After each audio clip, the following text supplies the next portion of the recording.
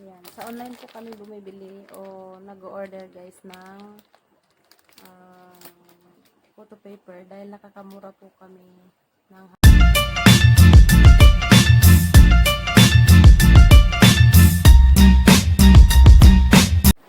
Hello, good morning guys.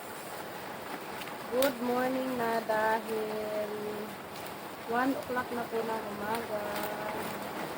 At habang naghihintay po kay Manoy Bird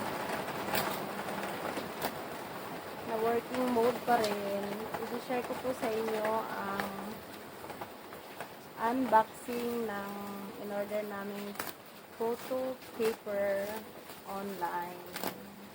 Photo paper. Photo paper. Ayan. Tanggalin po natin ang bubble wrap.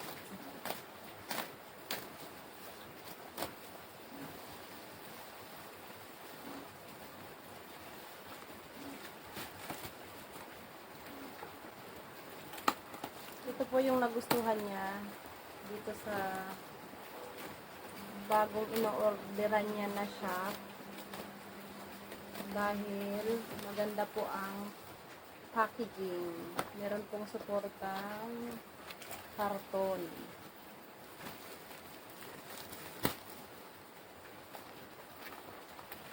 Meron po siyang ino-orderan dati.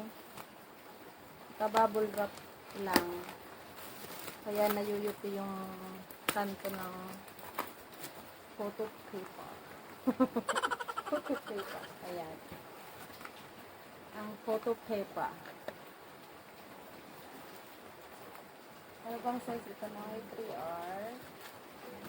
Ito po yung brand ng ina-order niyang photo paper na ginagamit niya dito sa kanyang maliit na shop. Disclaimer lang po, hindi po ito paid promotion. Share lang po.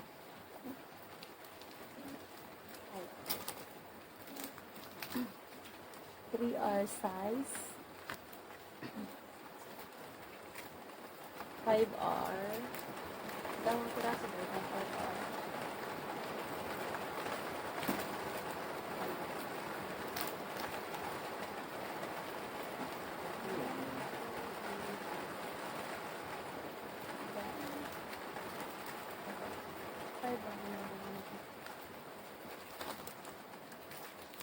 Saka A4 size.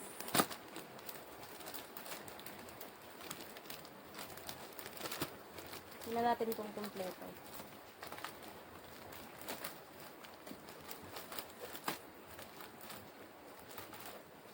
10, 11, 12, 13, 14, 15. Ang isang balot nito ay 20 sheets. 260 GSM. Ito po yung ginagamit namin na photo paper dito sa kanyang maliit na shop.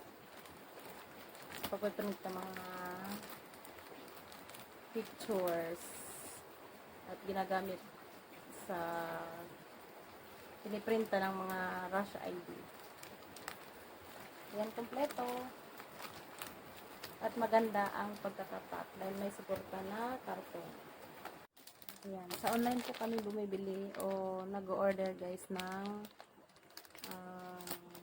photo paper dahil nakakamura po kami ng halos 50 to 65 pesos bawat isang pack or balot nito.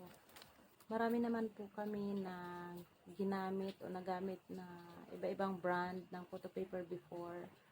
Pero mas nagustuhan po namin yung result ng print ng picture sa photo paper na ito. Kaya mas nag-stay po kami sa ganitong brand.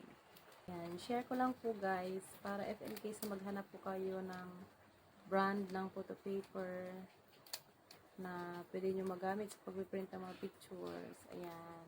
Meron na po kayong idea